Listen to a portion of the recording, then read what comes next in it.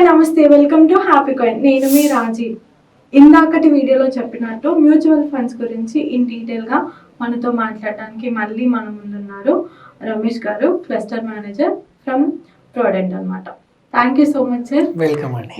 ఇందాక మా వ్యూవర్స్కి చెప్పినట్టు మ్యూచువల్ ఫండ్స్ గురించి అసలు ఏ మాత్రం లేట్ చేయకుండా స్టార్ట్ చేసేద్దాం ఈ వీడియో అనమాట. షూర్ అండి. సో అన్నిటికంటే ఫస్ట్ క్వశ్చన్స్ బేసిక్స్తో స్టార్ట్ చేద్దాము. సో బేసిక్గా మ్యూచువల్ ఫండ్స్ని ఎలా డిఫైన్ చేస్తారు? గుడ్ క్వశ్చన్ అండి. మ్యూచువల్ ఫండ్స్, అందరూ మ్యూచువల్ ఫండ్స్ పదం వింటూ ఉంటారు. What is mutual fund? Mutual funds వచ్చేసి ఇండియాలో 1960 నుండి ఉన్నాయండి. యూటీఐతోనే స్టార్ట్ అయ్యాయి. అండ్ ఆఫ్టర్ 1994 తర్వాత నుండి చాలా కంపెనీస్ లైక్ ప్రైవేట్ కంపెనీస్ అన్నీ కూడా మ్యూచువల్ ఫండ్స్లోకి రావడం జరిగింది. ముందుగా మ్యూచువల్ ఫండ్స్ అంటే ఎలా పనిచేస్తాయి? మ్యూచువల్ ఫండ్ వచ్చేసి ఇందులో పబ్లిక్ నుండి మనీని పూల్ చేస్తారండి. లైక్ నేను ఒక 1000 రూపీస్, మీరు ఒక 1000 రూపీస్, ఇలా థౌజండ్స్ ఆఫ్ కస్టమర్స్ తలా 1000 ఇన్వెస్ట్ చేస్తే కనుక ఇదంతా ఒక పూల్ లాగా అయ్యి, ఈ పూల్ని ఒక ప్రొఫెషనల్ ఫండ్ మేనేజర్ ఆయన ఒక స్టాక్ పోర్ట్ఫోలియో అంటే ముందుగా డిజైన్ చేసిన పోర్ట్ఫోలియో అండ్ ఎనాలిసిస్ చేసిన పోర్ట్ఫోలియోలో ఇన్వెస్ట్ చేస్తారనమాట. ఇది ఎలా ఇన్వెస్ట్ చేస్తారు? ఇన్వెస్ట్ చేసే ముందు వాళ్ళు చేసే పని ఏంటి? ఫండ్ మేనేజర్ ఈయన వర్క్ ఏంటి అంటే కనుక మంచి కంపెనీలు సెలెక్ట్ చేసుకోవడానికి లాస్ట్ వీడియోలో కూడా చెప్పాను, 2 types ఆఫ్ ఎనాలిసిస్ ఉంటుంది. ఒకటి fundamental analysis, 2 technical analysis. What is fundamental analysis? మనం ఏదైనా ఒక కంపెనీలో ఇన్వెస్ట్ చేయాలి అనుకుంటే కనుక ఆ కంపెనీ గురించి డీటెయిల్గా తెలుసుకోవడం. లైక్ ఆ కంపెనీకి ఎన్ని అసెట్స్ ఉన్నాయి, ఎన్ని లయబిలిటీస్ ఉన్నాయి, కంపెనీలో ఎంతమంది ఎంప్లాయీస్ ఉన్నారు, ఆ కంపెనీ ఎంప్లాయీస్కి శాలరీస్ కరెక్ట్గా ఇస్తుందా, బోనస్లు ఇస్తుందా, ఎంప్లాయీ సాటిస్ఫాక్షన్ ఎలా ఉంది, అండ్ కంపెనీస్ యొక్క బిజినెస్ మోడల్ ఏంటి, వాళ్ళ ఫ్యూచర్ ప్రాజెక్ట్స్ ఏంటి, ఇవన్నీ కూడా డీటెయిల్గా తెలుసుకోవడాన్ని ఫండమెంటల్ ఎనాలిసిస్ అంటారండి. ఈ ఫండమెంటల్ ఎనాలిసిస్లో వాళ్ళకి బాగా అర్థమయ్యి మంచి బిజినెస్ అనుకున్న కంపెనీస్ని వాళ్ళు సెలెక్ట్ చేసి పోర్ట్ఫోలియోగా డిజైన్ చేసుకుంటారు. వీటిల్లో మళ్ళీ టెక్నికల్ అనాలిసిస్ వాళ్ళు చార్ట్స్ ఆధారంగా చూస్తూ ఉంటారు. పిఈ, పిబి, ఈ రేషియోస్ చూసి ఏ టైంలో ఈ స్టాక్ అనేది మనకు రీజనబుల్ ప్రైస్లో దొరుకుతుంది అండ్ ఈ ప్రైస్ ఎక్కువ ప్రైస్ ఉందా, తక్కువ ప్రైస్ ఉందా చూసుకోవడానికి ఉపయోగించేది టెక్నికల్ అనాలిసిస్ అనమాట. ఈ 2 ఆధారంగా ఫండ్ మేనేజర్ ఈయన మ్యూచువల్ ఫండ్స్లో ఇన్వెస్ట్ చేస్తారండి. పేరు సింపుల్గా ఉంది కానీ స్టోరీ మాత్రం అసలు చాలా క్లియర్గా చెప్పారు రమేష్ గారు. అండ్ ఏంటి అని అంటే ఇప్పుడు కొంచెం ఇన్ డీటెయిల్గా వెళ్తే మ్యూచువల్ ఫండ్స్లో ఉన్న టైప్స్ ఏంటి? మ్యూచువల్ ఫండ్స్లో మేజర్గా ఈక్విటీ మ్యూచువల్ ఫండ్స్ ఉంటాయి, డెట్ మ్యూచువల్ ఫండ్స్ ఉంటాయి. ఈ 2 కాంబినేషన్లో ఉంటుంది hybrid mutual funds and commodity mutual funds కూడా ఉంటాయి అన్నమాట. ఇప్పుడు ఏంటి అని అంటే ఈక్విటీ మ్యూచువల్ ఫండ్స్ గురించి ఇన్ డీటెయిల్గా చెప్తారు మాకు. ఈక్విటీ మ్యూచువల్ ఫండ్స్, ఈక్విటీలో ఇందులో చాలా కేటగిరీలు ఉంటాయి. కేటగిరీల గురించి మనం నెక్స్ట్ మాట్లాడుకుందాం, అది చాలా డెప్త్గా ఉంటుంది. ఈక్విటీ మ్యూచువల్ ఫండ్ వచ్చేసి మనకు డిఫరెంట్ స్టాక్స్ని సెలెక్ట్ చేసుకొని అందులో ఇన్వెస్ట్ చేయడాన్ని ఈక్విటీ మ్యూచువల్ ఫండ్స్ అంటారు. ఈ ఫండ్ మేనేజర్ యొక్క మెయిన్ థీమ్ వచ్చేసి కంప్లీట్గా డిపెండింగ్ ఆన్ ఈక్విటీ మార్కెట్స్ మీకు ఐడియా ఉంది కదండి.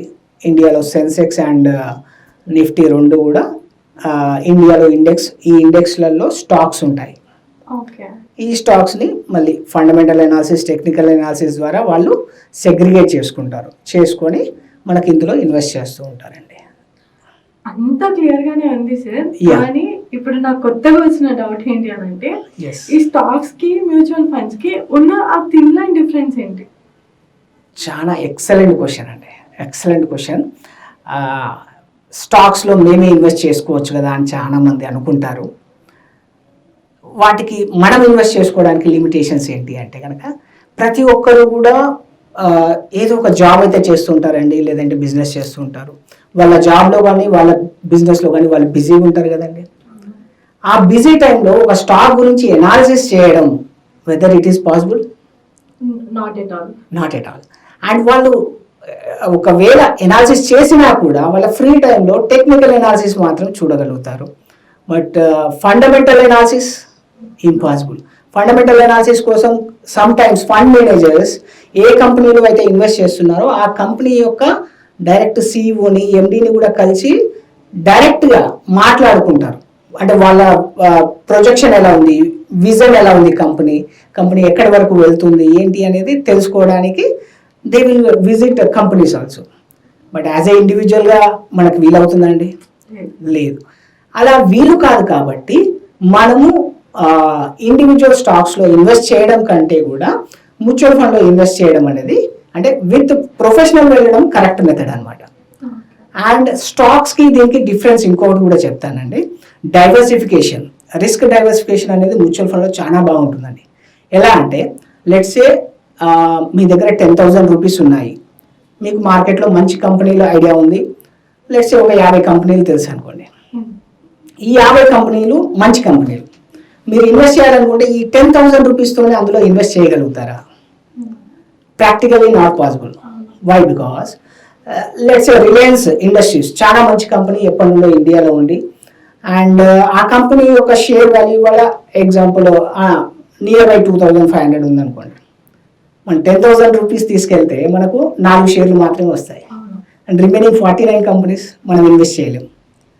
కాబట్టి ఈ డైవర్సిఫికేషన్ కావాలి అంటే కనుక మ్యూచువల్ ఫండ్లో ఇన్వెస్ట్ చేస్తే మ్యూచువల్ ఫండ్ మేనేజర్ ఏం చేస్తాడు, అందరి పూల్ ఆఫ్ మనీని తీసుకొని ఇన్వెస్ట్ చేస్తాడు. కాబట్టి ఈయన ఈ 50 కంపెనీస్ యొక్క పోర్ట్ఫోలియోని డిజైన్ చేయగలుగుతాడు. అండ్ రిలయన్స్లో ఒక 2% ఆఫ్ అంటే లైక్ 100 రూపాయలు ఉంటే 2 రూపాయలు రిలయన్స్లో పెడతాడు, ఒక 2 రూపాయలు లెట్స్ హెచ్డిఎఫ్సిలో పెడతారు, అండ్ ఎస్బీఐలో. అలా డిఫరెంట్ స్టాక్స్ని డైవర్సిఫై చేసుకోవడానికి మ్యూచువల్ ఫండ్ అనేది సూటబుల్. ఈవెన్ ఇప్పుడు నా దగ్గర 10,000 ఉన్నా కూడా ఈ 10,000 50 స్టాక్స్లలోకి వెళ్తుంది అనమాట. రిస్క్ అనేది రెడ్యూస్ అవుతుంది బికాస్ ఆఫ్ డైవర్సిఫికేషన్. అదే స్టాక్లో ఆ డైవర్సిఫికేషన్ అనేది మన లిమిటెడ్ మనీ, ఈ చిన్న మనీతోనే చేసుకోలేము. పెద్ద ఇన్వెస్టర్స్ మేబీ చేసుకోవచ్చు, but professional guidance with diversification అనేది మ్యూచువల్ ఫండ్ అనేది మోస్ట్ ఇంపార్టెంట్ అనమాట. ఓకే, టోటలీ గాట్ ఇట్ అనమాట. సో ఇప్పుడు ఏంటి అంటే ఇప్పుడు మీరు చెప్పారు కదా ఫండ్ మేనేజర్ సంథింగ్ అని. సో ఇన్ డీటెయిల్ గా మన ఫండ్స్ ని ఎవరు మేనేజ్ చేస్తారు? మన ఫండ్స్ ని మేనేజ్ చేసే కంపెనీస్ ని ఏమంటారు అంటే AMC, asset management companies. Yeah, ఇండియాలో more than 45 asset management companies ఉన్నాయండి. Example ICIC mutual fund, HDFC mutual fund, SBI mutual funds. అంటే ఇవన్నీ కూడా వీటికి బ్యాంక్స్ ఉంటాయి అండ్ మ్యూచువల్ ఫండ్స్ కూడా సపరేట్ వింగ్స్ అనమాట. There is no co relation, అందులోకి సంబంధం లేదు. వీళ్ళు మ్యూచువల్ ఫండ్ మాత్రమే మేనేజ్ చేసేస్తారు, అసెట్ మేనేజ్మెంట్ కంపెనీ. అండ్ ఈ కంపెనీకి వీళ్ళు మార్కెట్లోకి రావాలి అంటే కనుక వీళ్ళకి ఒక ప్రూవెన్ ట్రాక్ రికార్డ్ ఉండాలి. మినిమం 5 years వాళ్ళు చేస్తున్న బిజినెస్లో ఫైనాన్షియల్ సర్వీసెస్లోనే ఉండాలి. అందులో ఒక 5 years నెట్వర్క్ అనేది ప్రాఫిట్గా ఉన్న కంపెనీస్కి మాత్రమే ఆ పర్మిషన్ అనేది మ్యూచువల్ ఫండ్ కంపెనీ పెట్టుకోవడానికి వస్తుంది అనమాట. ఓకే, అంత బాగానే ఉంది. కాకపోతే మీరు అన్నట్టు ఈ ఏఎంసీస్ ఏవైతే ఉన్నాయో ఇవి కనుక ఫ్రాడ్ చేస్తే పరిస్థితి ఏంటి? గుడ్ క్వశ్చన్ అండి, ఎక్సలెంట్. ఏఎంసీస్ ఫ్రాడ్ చేస్తే పరిస్థితి ఏంటి? జనరల్గా మనకు రెగ్యులేటరీ అని ఒక బాడీ ఉంటుందండి. లైక్ బ్యాంక్స్ అన్నిటికీ రెగ్యులేటరీ ఐడియా ఉంది కదండి, RBI, Reserve Bank of India. అదే ఇన్సూరెన్స్లో రెగ్యులేటరీ చూసుకుంటే IRDA. Likewise mutual fund కానీ ఈక్విటీస్ కానీ వీటన్నిటికీ కలిపి రెగ్యులేటరీ ఎవరంటే సెబీ అనమాట, security exchange board of India. ఈక్విటీలో కానీ లిస్ట్ కావాలన్నా లేదంటే మ్యూచువల్ ఫండ్ కంపెనీకి పర్మిషన్స్ రావాలన్నా కూడా ఈ సెబీ యొక్క రెగ్యులేషన్స్తో కూడిన గైడ్ లైన్స్ వాళ్ళు పాటిస్తేనే వాళ్ళు అందులోకి వస్తారు. అండ్ మ్యూచువల్ ఫండ్స్ ఇంకా స్ట్రిక్ట్ అండి, ఎందుకంటే పబ్లిక్ మనీ కాబట్టి సెబీ ఇంట్రెస్ట్ వచ్చేసి రీటైల్ ఇన్వెస్టర్స్ యొక్క మనీని సేఫ్ గార్డ్ చేయడమే వాళ్ళ మెయిన్ ఉద్దేశం అనమాట సెబీ. మ్యూచువల్ ఫండ్లో పర్మిషన్ ఇచ్చేటప్పుడు వీళ్ళు ఇవన్నీ చూస్తారు. అండ్ మ్యూచువల్ ఫండ్లో ఇంకా సేఫ్టీ ఎలా ఉంటుంది అంటే కనుక ఇందులో ట్రస్టీ మెకానిజం ఉంటుంది. ట్రస్టీ అంటే ఏంటి? ఇప్పుడు let's say ICICI mutual fund company ఉంది, ఒక ఇన్వెస్టర్ 100 రూపాయలు ఇన్వెస్ట్ చేశారు అనుకోండి, ఇది డైరెక్ట్గా ఐసిఐసి మ్యూచువల్ ఫండ్ వాళ్ళ బ్యాంక్ అకౌంట్లోకి వెళ్ళదు. మధ్యలో ట్రస్టీ అని ఉంటారు, వీళ్ళు మేనేజ్ చేస్తారు. ట్రస్టీకి అండర్లో ఏఎంసీ ఉంటుంది. అండ్ ఈ ట్రస్టీ ద్వారా ఈ మనీ ఏమవుతుంది అంటే మనకు స్టాక్స్ని ఏవైతే కొంటారో ఆ కొన్న స్టాక్స్లోకి మనీ వెళ్ళిపోతాయి. అండ్ వచ్చిన స్టాక్స్ కూడా ఏఎంసీ అకౌంట్లో ఉండవండి. దీనికోసం మళ్ళీ సపరేట్గా కస్టోడియన్ అని ఉంటారు. It's like A locker. ఈ కస్టోడియన్ దగ్గరికి వెళ్ళి స్టాక్స్ ఉంటాయి అన్నమాట. అంటే ఈవెన్ మ్యూచువల్ ఫండ్ కంపెనీకి నష్టాలు వచ్చినా కూడా పబ్లిక్ మనీకి ఈవెన్ సింగిల్ రూపీ కూడా నష్టం జరగదు అనమాట. సో సెక్యూర్ అంట, 100% సెక్యూర్ అండి.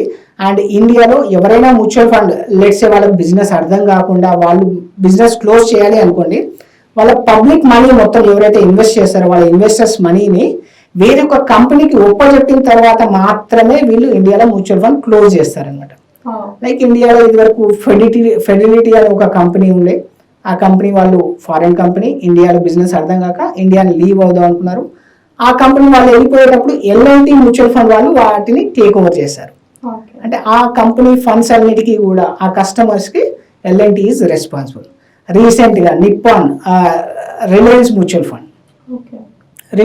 ఫండ్ కూడా బికాస్ ఆఫ్ సమ్ రీజన్స్ వాళ్ళు ఆ కంపెనీని బయటికి రావాల్సి వచ్చింది బిజినెస్ నుండి. దాన్ని నిప్పాన్ అసెట్ మేనేజ్మెంట్ కంపెనీ వాళ్ళు టేక్ ఓవర్ చేశారు. అంటే పబ్లిక్ యొక్క ఈచ్ అండ్ ఎవ్రీ రూపీ కూడా ఇక్కడ 100% సేఫ్ గార్డ్ అనమాట. సో మన మనీ అయితే సేఫ్ అండి 100%.